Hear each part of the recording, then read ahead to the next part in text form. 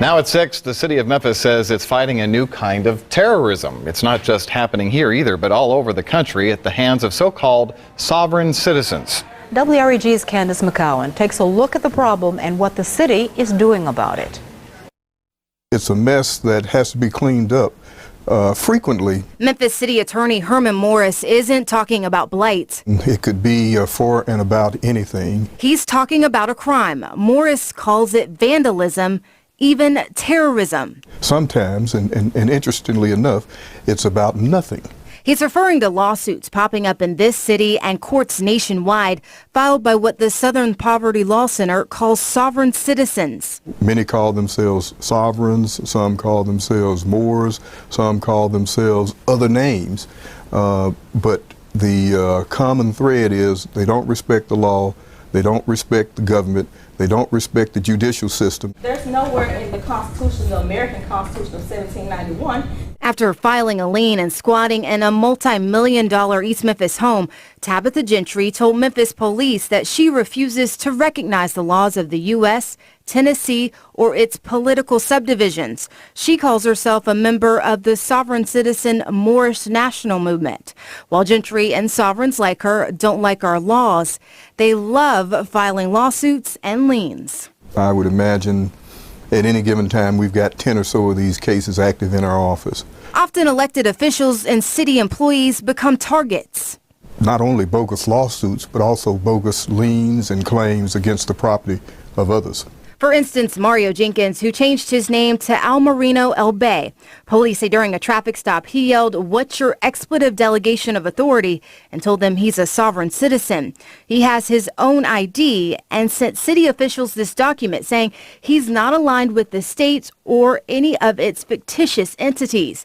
Yet he's filed lawsuits against the Department of Labor, his former employer, Memphis Police, and Shelby County Juvenile Court. There's also Anthony DeCarlo Hayes. He's a former Memphis police officer, then City of Memphis code inspector. In this suit, he's suing the city, the mayor, and several other city workers after losing his job. He's also filed liens against property and the Shelby County trustee after he says his home was sold in a tax sale.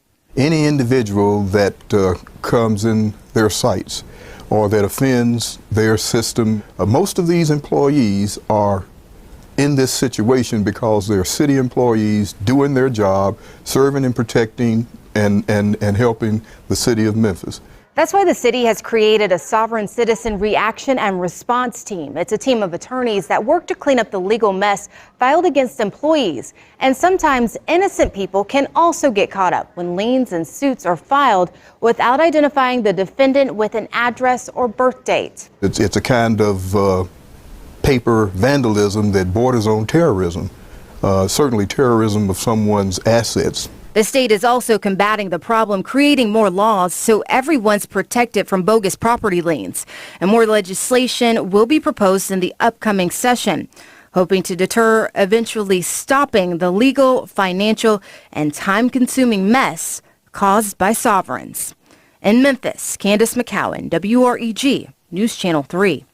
In some cases, sovereign citizens have been violent. 2 West Memphis police officers, Brandon Powdert and Bill Evans, were shot and killed in 2010 during a traffic stop by 2 self-proclaimed sovereigns. Man, it's like the media is put in place to actually desensitize people's minds. You know, it's propaganda.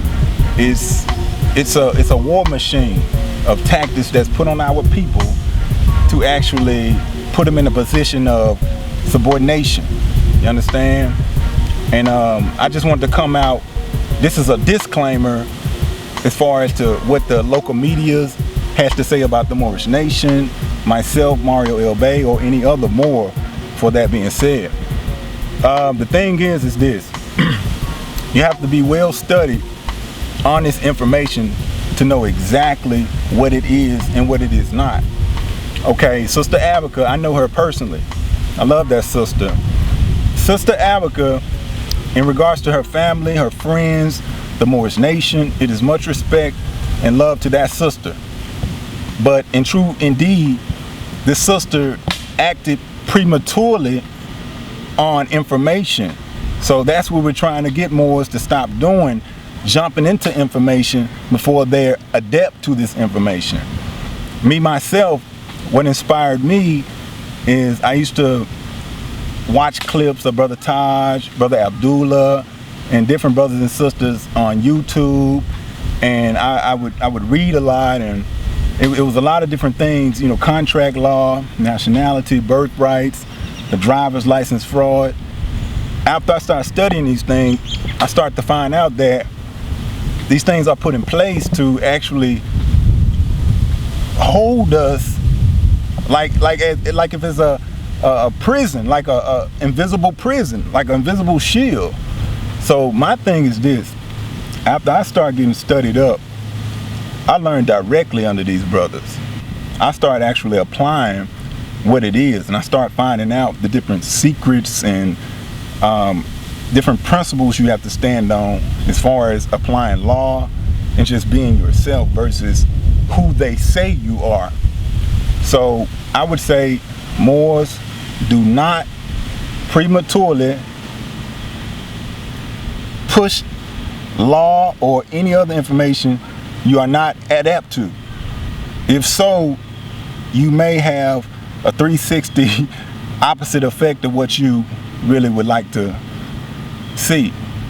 So my thing is this: the sister, you know, the corporate state of Tennessee, they sentenced the sister, but they sentenced the sister under a foreign name, so to speak. So if you don't understand that, look into that. There was no injured parties. You got to remember, in order for a crime to exist, you have to have an injured party that signs an affidavit under oath that's stating that you were the person that injured me. That wasn't there.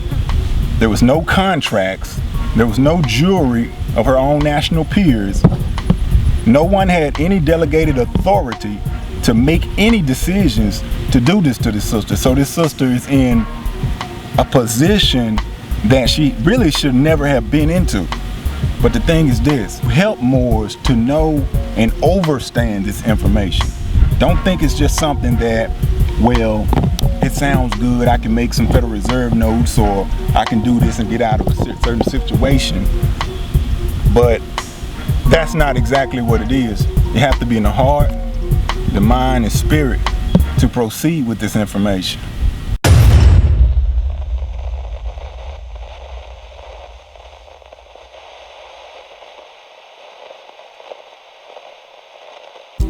Man, my childhood was pretty good, you know. I have no complaints about my childhood. I have a lot of vague memories between the ages of 3 and 5 of things I really loved to do, such as, you know, riding my big wheel, playing with my friends, hide and seek, man, just, you know, everything children love to do, man. You know, we used to ride our bikes, you know, climb trees, things most children don't do these days, you know, unless they're between the ages of maybe 5 and 10, but that was a good old time, you know, that was the good old days, those were good times, and I loved it, you know. Again, I had a very good childhood, especially between the ages of, as far as I can remember, 4 up to at least 12. It was just on time, you know. So, I grew up in a neighborhood called Frazier. Frazier is the biggest community or neighborhood in North Memphis. It's a lot of neighborhoods, it's a lot of different communities in North Memphis, but Frazier is the biggest. It's the most populated. I was born in a set of apartments called Watkins Manor, and at that time they wasn't really bad, but over time they end up abandoning them and partially demolishing them due to, you know, the violence, you know, the drug deals, prostitution, things of that nature. But during the time I was living over there, it was during the time when so-called white people were living in that area only, you know. So we were the first melanated people to come through there. You know, my family and a few more other families, you know, first so-called black people, all right? But thing is, we moved over there. It was real nice. It was pleasant, and of course the so-called whites started moving out. You know how that go. But anyway, man, I had fun. You know, my cousin and I, we used to walk to school. I was about 5 years old in the kindergarten. He was about 8 or 9. We used to walk to school. We had no issues. You know, during that time in the 80s, man, everything was just different. You know, it wasn't like how it is now. You know, you didn't have to do a lot of worrying about your children walking to school or going over a friend's house a mile away, walking, riding their bikes elsewhere. You know, we had house phones. It was just totally different. I love those times. I would say about after, as far as I can remember, I guess after living over in Watkins Manor for maybe 5 years, the first 5 years of my life, my mom and dad moved into our first home, our house. And again, it was lovely, you know, it was nice. You know, I grew up in a home with a mom and a dad. I have siblings. I mean, it was fun, man. It was nice. It was good times. We moved into our first home. I met a lot of new friends that I still deal with even today, 30 years later. You know, so everything was just good. I can remember at our home, man, we had like a plum tree, we had a pecan tree, we had a grapevine, we had pine trees.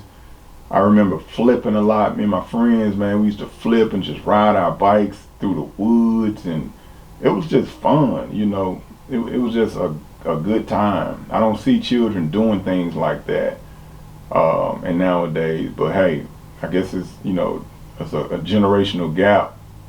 But the thing is, I'll say about 86, from about 1986 to approximately 1989, we lived in our home. We lived in our home. So obviously something came up between my mom and dad where it was, I guess, some financial issues. So we had to downgrade back to an apartment. All right, we had to downgrade back to an apartment. So I could remember moving to a set of apartments, but they were nice apartments.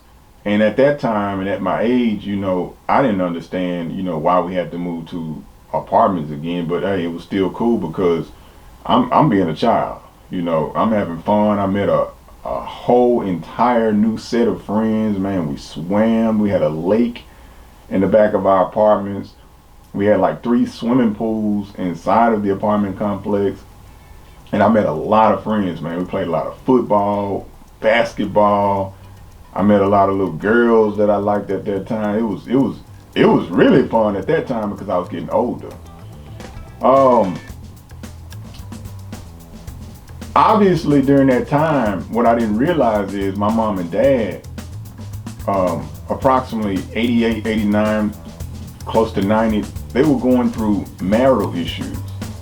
And, you know, now that I look at the timeline of things, they were going through marital issues, and this is why they basically downgraded, because I guess it was transitioning to them separating. And I guess my mom didn't want my dad anymore. My dad was always good to me, and my mom was good to me as well. But I guess they just had their own issues. And I can remember that things started going south with their relationship. And I didn't see a lot of arguing. I would see a little arguing here and there, but again, I was young, I was doing my thing, having fun, but I started noticing it. And eventually, what happened is my mom put him out. My mom put him out, and that's when things started to change. I think I was about maybe 11 years old. My mom put him out. My mom was still working at that particular time, and started going south. You know, I can remember not having my dad around, and it was kind of weird because I was used to having him around at all times. So maybe about a year later, my mom and we end up moving again, because again, my dad wasn't in the picture, and of course she couldn't afford what she was paying in this new place. So we had to downgrade from where we were staying. And this is when we moved back to Frazier. Again, Frazier is the biggest community or neighborhood in North Memphis. And the neighborhood we moved in this time, it wasn't that pleasant. As a matter of fact, it wasn't pleasant at all. You know, this was my start of my 7th grade year. It was a lot of dope selling in the neighborhood. It was a lot of crime. It was pretty rough. And my mom was single. So at the same time, she's trying to raise me in an environment like this. So my dad wasn't really there physically, but I always spoke with him. It was kind of a crazy time. I can remember not knowing anyone, and I can remember how the guys over in this new neighborhood would test me all the time. We had like a corner store that we would play arcades, and I can remember they test me all the time. You know, I was in a new school which was called Frazier Junior High. And at that time, Frazier ranked, I believe, number two in Memphis with STDs and AIDS and violence. You know, number 1 was a school called Northside at that time. All right, so that alone will tell you what it was like. So all of this was new to me, you know, but I had to learn fast, man, because these guys were pretty rough, you know. So this is kind of where I learned my, you know, my street sense, and kind of got a lot of that in. You know, I got into my first fight, like my first real fight, at the age of like 12. And at that time, I wasn't used to like fighting with no thug street dudes, you know. So I had to get it in quick, because at that time, you know, I didn't have any older siblings that had my back. I wasn't in a gang. So, you know, I had to get my shit together. You know, just keeping it real, I had to get it together. So I just started manning up. You know, again, my dad wasn't there physically, so I had to man up. I just had to man up, you know. School at that time was horrible because the gangs just overpopulated the schools. The teachers couldn't do anything about it. The police at the school couldn't do anything about it, so there were frequent fights. Man, it's like those were the worst teachers that any school could provide. Any board of education could provide to anyone. It was horrible. You know, it was drugs in the school.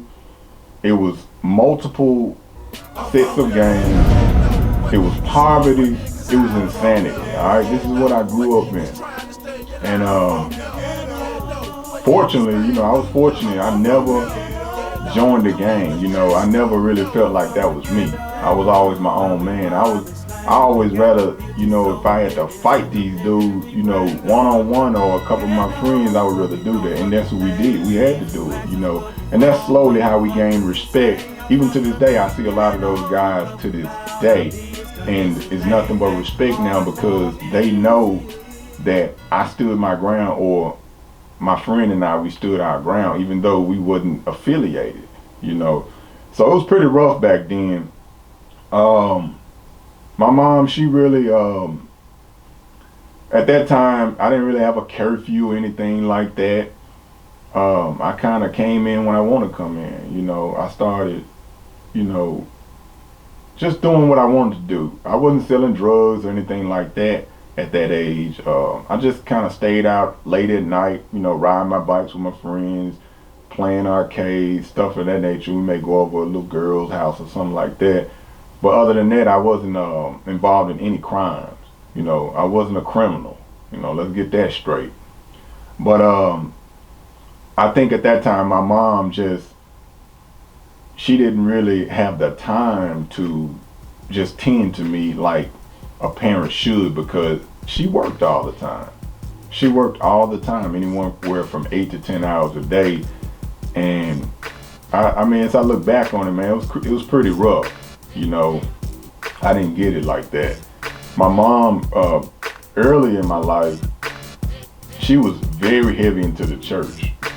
And that's probably one reason why I'm not into church, you know, nowadays, because it was like a forced thing. and I just can't. I can't get with it. You know, I just can't get with it. My dad was never really a religious person, just a logical, analytical type of man. You know, and still is to this day. And my mom, she's pretty much the same way too, pretty religious. So, but anyway, back to the time of, you know, just having a good time. We had a good time, but when my mom and dad separated, things started going downhill. But I made things good as far as I could make them. You know, I made them as good as I could make them.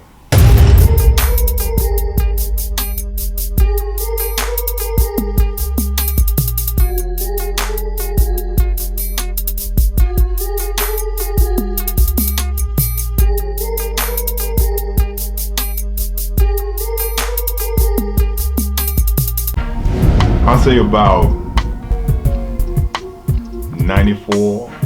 1994, I was trapped in the middle of confusion because, again, I was living in a horrible neighborhood. You know, the environment was horrible. It was horrible, you know, honestly. So what I did is, after school, I ended up getting me a part-time job at a grocery store. And it was cool, you know, it was real cool. You know, I worked there, it was like right across the street from where we live. And I worked there, man, working the cash register, sacking groceries, you know, things of that nature, man. It was cool, you know, I was making about $90 a week. And for a 14-year-old at that time, that was pretty cool, especially with no responsibilities. You know, I could do what I wanted to do with it, so that was real cool. But I got out of school about 3 p.m. No, I got out of school about 2 p.m., but I would have to be at work at 3 p.m. And I got off at 9 p.m. So can you imagine being at school from about, I guess, 6:30 to 2 p.m. and then working from 3 to 9 at night? All right, just think about that. So I did that all through the school year. All through the school year.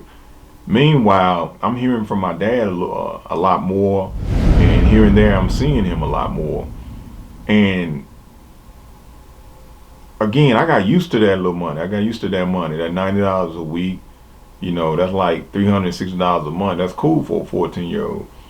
And I can remember that the guy that owned the grocery store ended up firing me after, I guess, a couple of years of working there, maybe a year and a half. I'm not really sure. Maybe 2 years. And when he fired me right when the summer began. And I didn't understand it. You know, like, I was at work all the time. I just didn't understand it. And I noticed that they brought in their grandson, and it was owned by Europeans, you know, so-called white people. And my dad and my uncle pulled me to the side, and they explained to me, they said, look, now this is how I kind of became conscious to a certain degree with race issues and how certain people stick together and how certain people don't stick together. My dad and my uncle pulled me to the side and they said, now, you see how they had you working 6 hours a day, all through the school year, all through the weekday, right? But then the minute the summer came in, they fired you, right? And then they hired their grandson, all right? So he can get his education properly. He wasn't up all day, all night trying to work and go to school, right? So again, they fired me and they hired him in the summertime. And I never realized that, like, that went on, you know. So I was like, wow. You know, so I kind of looked at things kind of differently from that standpoint. And I can remember cussing him out when he fired me. I remember this, like, I remember this very clearly. But, you know, life goes on. You know, I was getting a little older at about the age of 15. Again, my mom and I, we were still living in the same place. And at this time, I'm getting older, so I'm trying to, I started, cutting my hair a few years earlier, and I'm trying to, get my thing on, for the honeys, in school. I want to dress, dress better. I want to do this, but again, my mom couldn't afford it.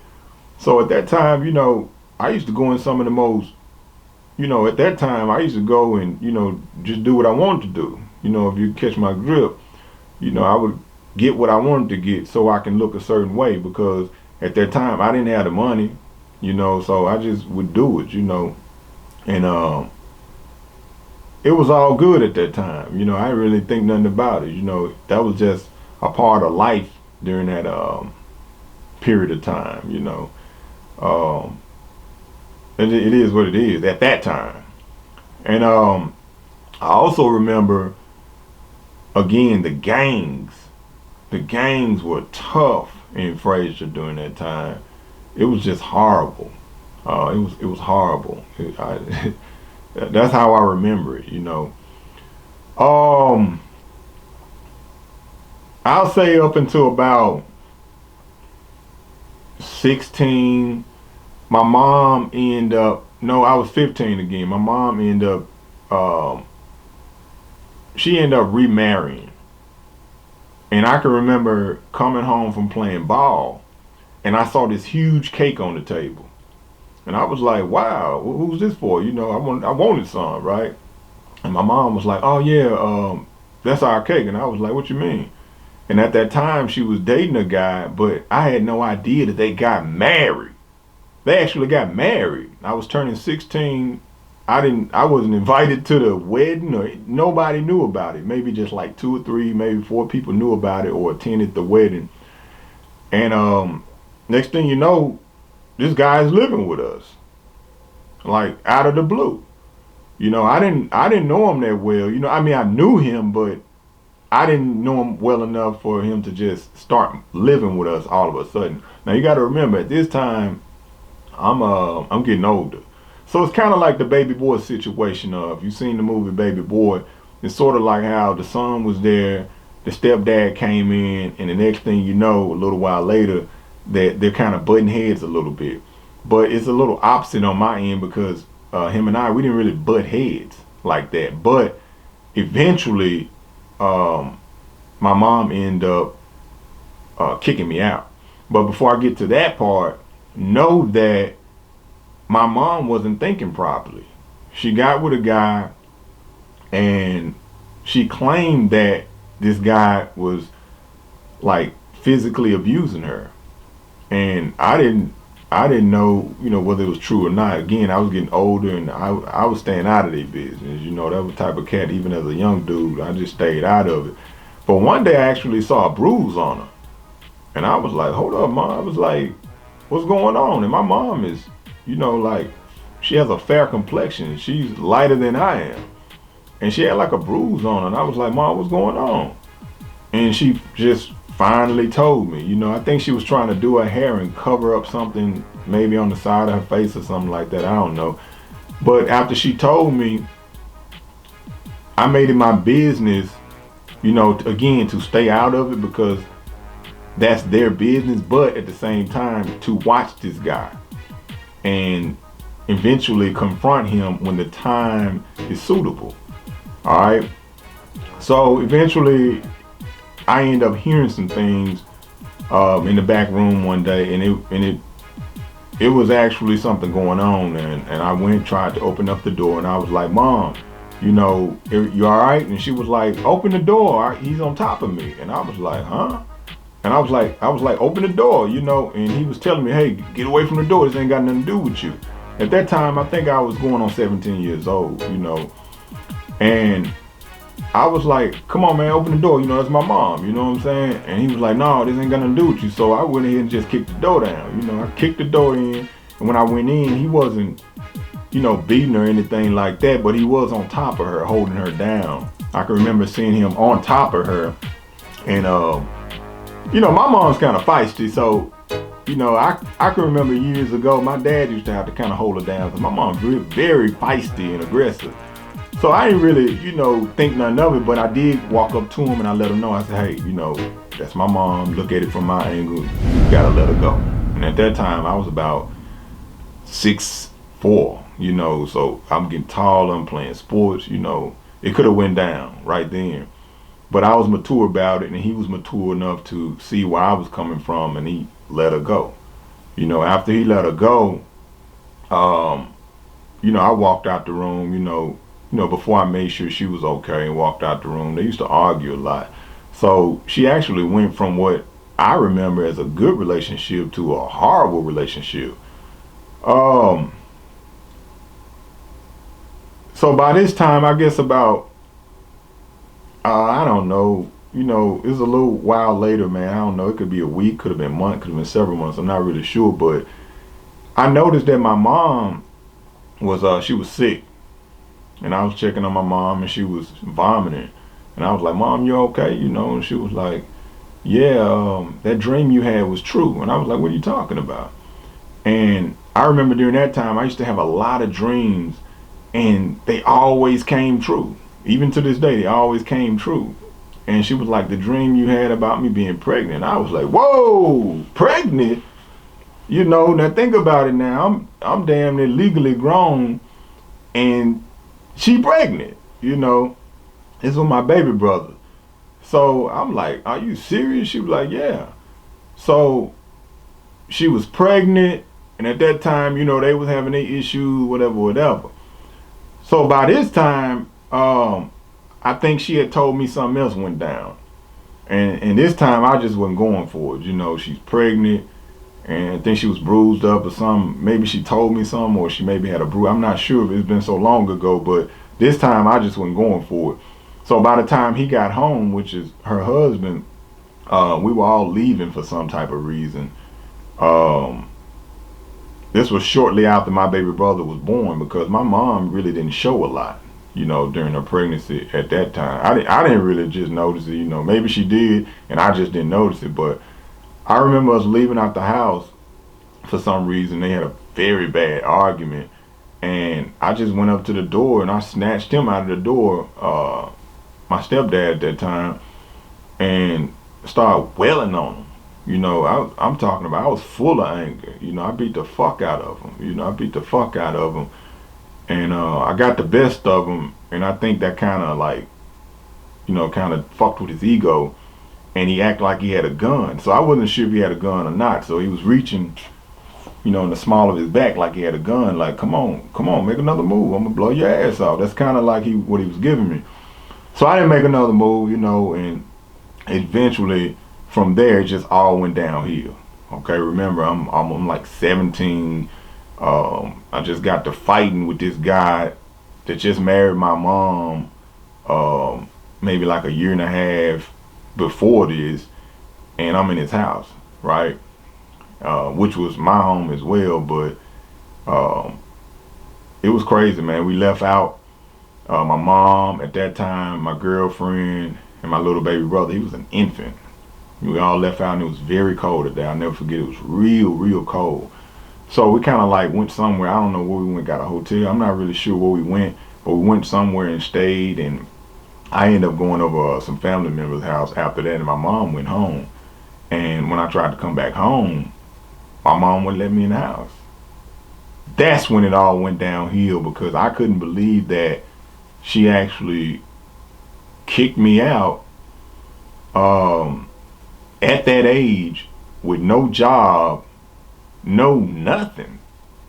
I'll never forget it. I was like, Mom, I was coming back, and he was standing in the door just looking at me. And as I put two and two together, I said, you know what? She just, made her decision. So from that point on, that's when I became a man.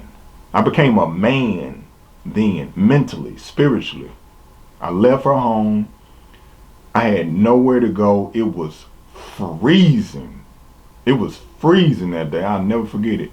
I jumped on the bus and just rode the bus around the entire city for hours. And I can remember sitting on the front of a bus, and it was this older woman, like she was a true elder, maybe about 90 years old, and she was on the bus. And I was crying, and I was just like crying to myself, just tears all over my face. And she said, baby, whatever it is, baby, she put her hand on my back and said, baby, whatever it is, it's gonna be all right. I promise you. I promise you. Please stop crying. And it was coming up to my stop, and I stopped, and I looked at her, and I kind of smiled, and she smiled. And that was the end of boyhood. That was the end of boyhood right there. That was the day I became a man. And from that point on, it was rough, but I eventually got through it all. So my mom and I, we didn't really have a good relationship after that. You know, we didn't really have a good relationship after that because, again, I was just kicked out, you know, and again, I didn't have any skills on or any knowledge of paying bills. I didn't have a job. I didn't have anything. You know, it was very rough. And that's just how it goes sometimes, you know, and I had to tough it out. I had to tough it out on so many different levels, man, and people just don't know. You know, that's why I'm telling my journey, my life, my story, because this is my story. This is the true 100% story of my life. And no one can tell my story but me. And this is my first time opening up publicly about this, you know. So in a sense, it's very therapeutic for me to release this after all of these years. The only people that really know this are, you know, like close family members and friends, but, you know, a few people, but I've never really shared this story because it hurts, you know.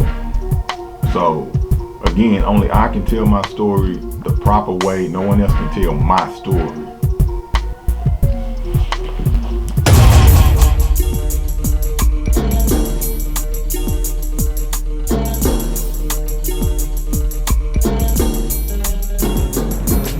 My life ain't the same no more. Now, I say about this time, everything's come back full circle, you know. I knew for a fact there was no turning back, no looking back, so I had to really get on my grind. I had to be a man. I had to handle my business, you know. I was like 18 years old. I was on my own now. You know, my first transition was, at that time, it was my oldest daughter's mom. I kind of lived with them for maybe about a week or so, and their conditions were really horrible because her mom was, she was on drugs heavily.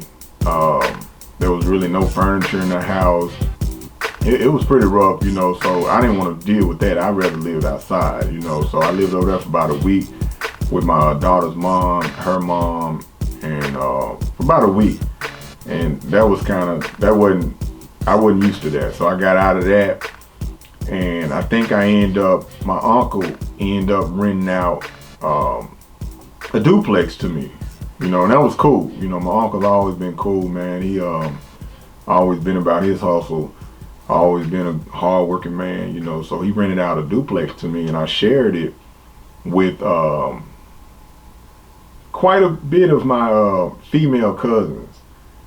And I stayed over there for a few months. I guess about 4 months. I ended up finding me a little job. He wasn't charging me that much. It was, you know, it was nice. It was neat. And, you know, that was my start, you know, so that was cool. That was love, you know, so I thank my uncle for that, you know. And eventually I couldn't deal with them anymore, you know, dealing with that many females. You know, it was just too much for me, you know, the bickering, the arguing, just the hormones. It was just, I couldn't deal with it. Even though they were my kinfolk, I just couldn't deal with it. So eventually, you know, something went down between my cousins and my daughter's mom, because she used to be over there a lot with me. And, you know, they were butting heads, so that shit just didn't go right. So I ended up leaving there. And when I left there, a longtime friend of the family, a woman that used to babysit me when I was small, like a baby, she ran several daycares, and she offered one of the daycares that she was illegally running out of an apartment at that time to me. So, but the issue was this: I would be actually living there while the daycare was going on. So it was kind of rough, you have children crying, I would help change diapers, man, it was crazy, but that was my first place, so when daycare was over, it was all to me, it was cool after that. But anywhere from like 6 in the morning to like 5 in the evening, it was wild, man. It was babies walking everywhere, it would be rattles, crying, music, man, it was crazy, So what I tried to do during that time is I would try to leave and go to the library, because the library was right across the street, to hire up my knowledge in certain areas. And that's what I would do, and about the time I get back, it'll be almost over or completely over, and I would just enjoy it from there. So eventually she got caught up and she couldn't have the daycare there anymore, because of course, you can't run a daycare out of an apartment in that fashion. So eventually it caught up with her, so she had to end up moving to another location. And she asked me to, was I, interested in taking over the rent. I was like, hell yeah, it's my first real apartment. So I did that for like a year, and I proved to her that I could pay it, because I was, working here and there, doing my thing, whatever I had to do to get the rent paid. And eventually after a year, I took over the lease and I got it in my name. And that was just like, man, by that time I got me a good full-time job. My mom and I, we kind of got back on good terms, because she put in a word for me at her job, and I started working there, man. So everything just started coming, full circle, man. Everything, I was making money. I got me a car.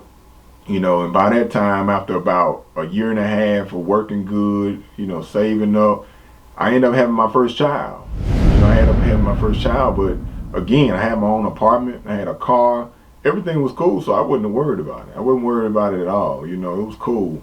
But when you're young like that, I was about 20 years old, so when you're young like that, a lot of times it doesn't really go the way you plan.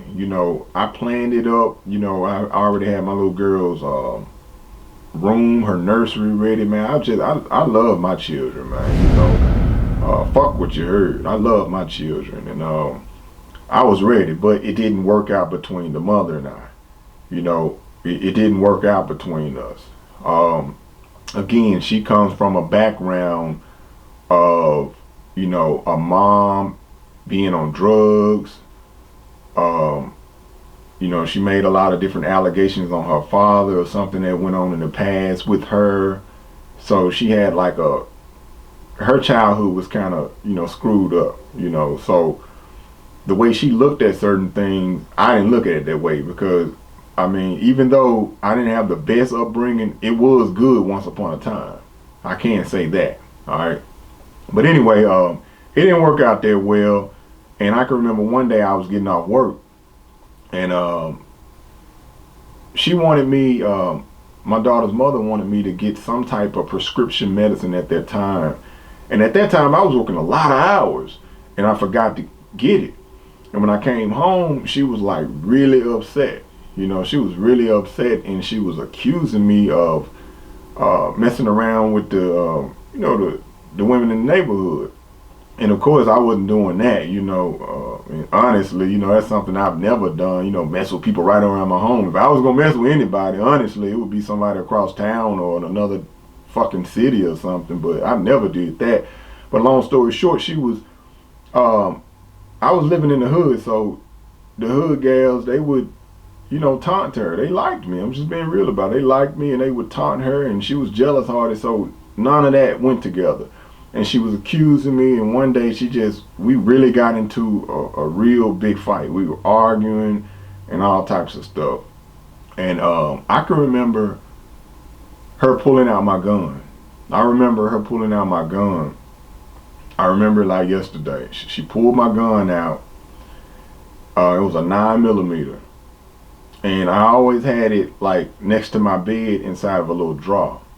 And she went for the 9mm. And she she was fiddling with it, like she was trying to figure, she didn't know how to take it off safety.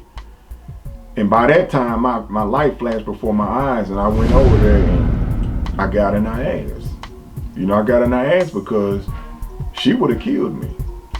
And from that point on, that was another learning experience on being young and not really understanding relationships, life, none of that.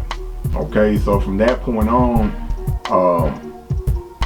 man, it was just horrible. It went downhill. I went to jail for the very first time, and you know, it was just horrible from that point on, as far as how she kept my child from me.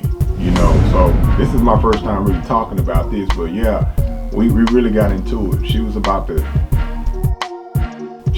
shoot me, and I wasn't going out like that. I just couldn't go out like this, so I had to get in her ass. And I remember it like yesterday, but this is a part of the story she never tells. So again, this is my story.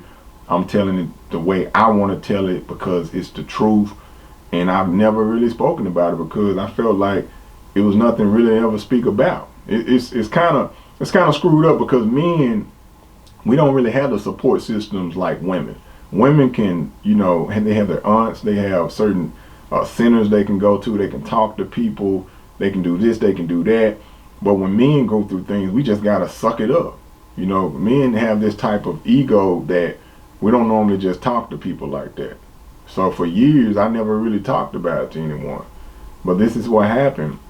And again, I went to jail for the first time for maybe like a day or two, whatever. And I knew something was wrong back then, you know, with the judicial system, because the lawyer that I hired at that time was a close personal friend of the family. Matter of fact, it was a little girl that I used to like growing up. It was her mom. And I knew her very well, and I said, you know what, if I hire her, I'm good. Man, she fucked me. She fucked me, and I haven't looked at the judicial system the same since. I didn't really get it then, but I knew it was corrupt. I knew this for a fact. Meanwhile, my child is being kept away from me, you know, here and there. I'm seeing her off and on, not really knowing where they're, you know, these pictures are being painted about me like I'm some type of monster. It was crazy. So eventually, you know, all of that passed, and you know, things were worked out over time, you know, just like any other issue.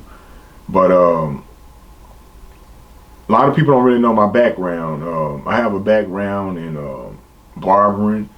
That's like one of my main skills. I ran a barbershop for like 4 years in Frazier.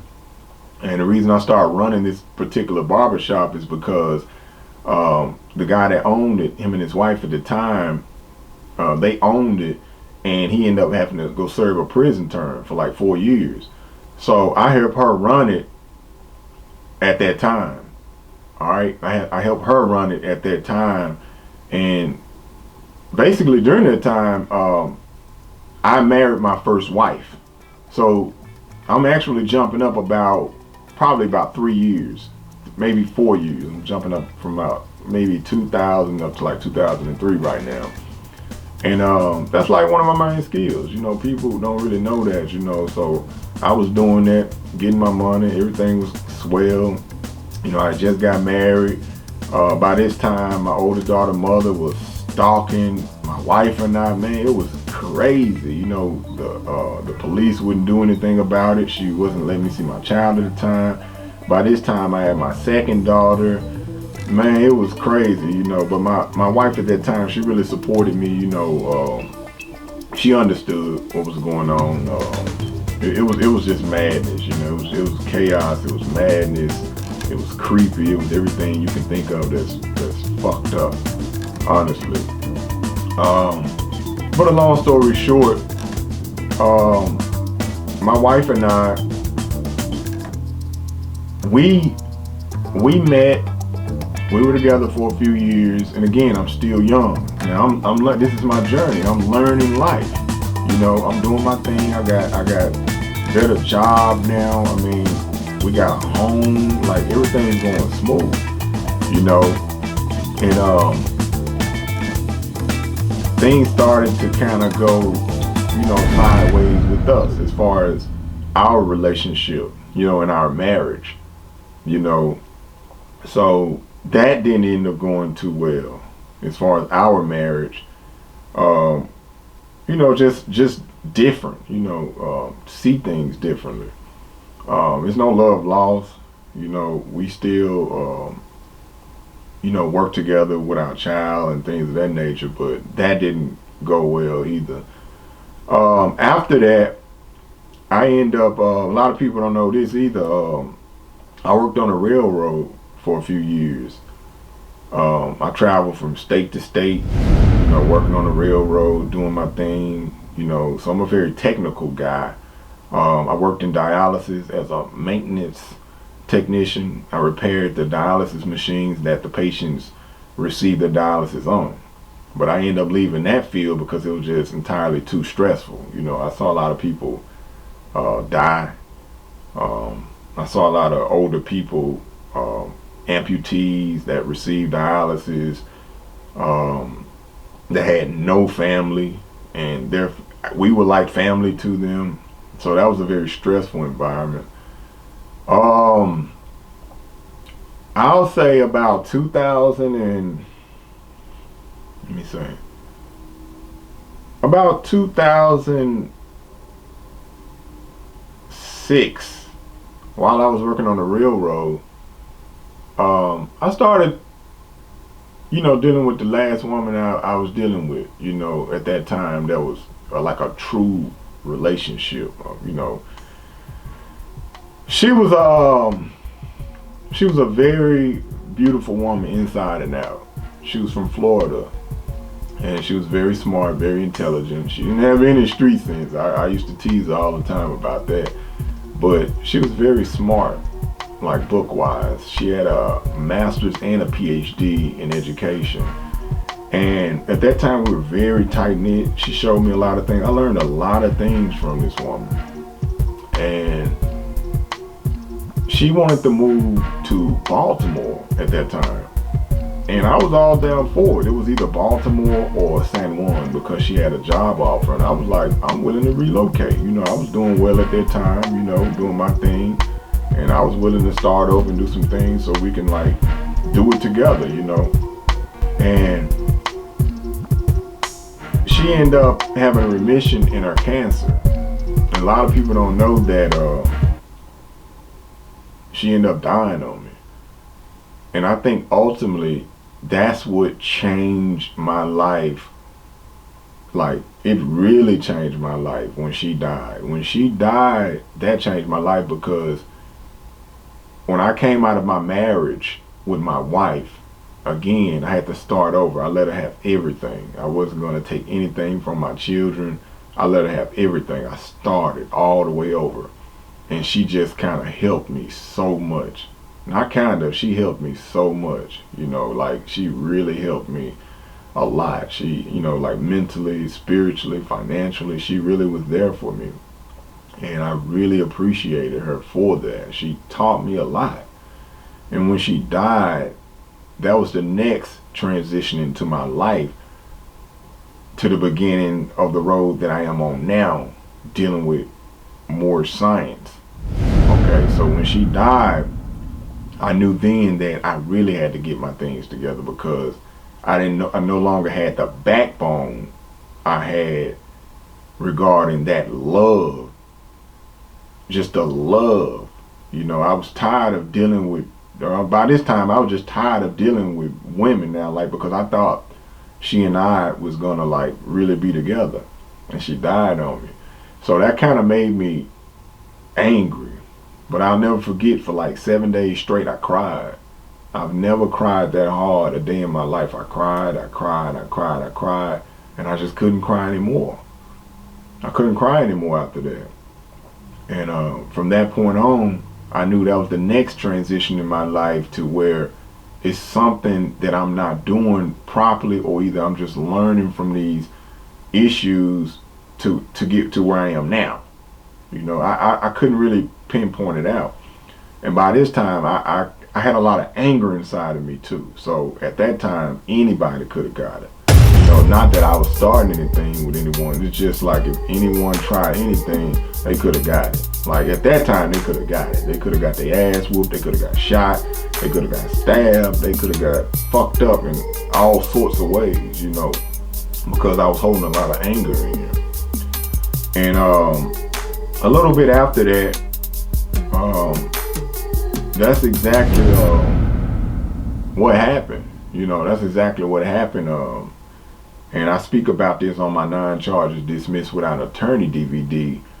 You know, I had a little issue where, you know, guns were drawn and, you know, I had to take care of my business, and, you know, I ended up getting locked up for that. And that's what led me on the journey where I am again now, you know, because, hey, they ain't playing out here. You know, they locking niggas up. I'm just gonna be real about that. They locking niggas up. And I'm just speaking in general. I'm not really referring to myself as a nigga, quote unquote, but just general speaking. And I'll never forget it, you know. Again, I was holding a lot of anger inside, and, you know, just things went down, you know. Things went down, you know. It had to go down, you know. That's just how it had to go at that time for me to know what I know now. That's why I tell people, man, you can't really knock people for what they've went through or what they've learned or what they know and how they perceive what they know. All right, because nowadays, presently, I have a beautiful life, and it's been like that for several years. But yeah, man, I'll never forget. They were really trying to throw the book at me, and I said to myself that I gotta study. I gotta study because these people trying to lock me up and throw away the key, and I've already seen that. You know, I've had partners to get killed by the police. I had a partner named Keith Harris that was murdered by the police. It was never solved. I had a partner named Hollis Seals. He was murdered in the Leicester Street murders, the big Memphis massacre that went like viral, international, you know. That was really never really properly investigated, if you ask me. You know, Hollis Seals' murder and his girlfriend. So I knew 2 of those people. So I've been through a lot. I've seen this, you know. I've seen this. It's pretty rough, man, you know, coming up in Memphis. And I just wasn't gonna let it go down with me like that. You know, I wasn't finna be murdered, you know. And I sure wasn't about to let them give me no time like the guy that was about to, at that time I hired an attorney, a so-called Jew, and I asked him, I was like, how much time can they give me? He was like, well, you know, 15, 20, 25 years, whatever they want to give you. You know, and when he said that, I knew then that I had to fire him because, you know, I can't pay you any money and then you telling me some shit like this, you know. So I was already studying Noble Drew Ali. You know, I was already reading the divine message on what Noble Drew Ali prepared for the Moorish Americans in America. I was studying Message to America. You know, I was studying the American Constitution, in which public officials are obligated to. You know, I started studying these things, contract law, you know, and I got real deep into it. And I had nothing to lose, you know, because again, my life was on the line. So I had nothing to lose. All right. So I studied day and night. You know, I locked myself in the house and I just was studying, and I was studying, and I studied and studied. And I said, I'm fighting it myself. You know, I'm fighting it myself. And during that time, I made a pledge that I was going to do right in life. I wasn't going to be sleeping with a lot of women. I wasn't going to be, you know, in any type of negative situations with anybody. I wasn't going to sell drugs. I wasn't going to pimp. I wasn't going to rob. I made that decision because I saw how real it became. I saw it. I saw how real it became. All right? I saw it. And when I fought it. Me, no attorney. I beat it. And from that day on, my life hasn't been the same. It hasn't been the same. For the better though, but for the better. And I really thank the Most High. I thank the Most High for just placing all of these things in front of me so I can learn from it. Because I learned how people can be shysters. I learned how the judicial system is corrupt. I learned how sometimes family can cross you. This is a very brutal world. It's a brutal world, and I fought it. And I beat it. That's why I'm sitting here right now to this day. And things, just a few years, things have just started to all align back. I made a pledge to myself and my heart and with my God that I was gonna have my children together. They were gonna know one another. I wasn't gonna be hiding anything anymore, you know, because I have children by different women. They all know each other now. Everybody's happy. I mean, it's just beautiful now. It's beautiful now. You know, I'm not into child support drama anymore regarding that system crap because I've beaten it also. Man, things are so different now, and I love it. I love life. I love life. This is my story. No one can tell my story like I can tell it. Nobody can tell my story like I can tell it. And that's why I'm opening up now to tell my story, because this is my story.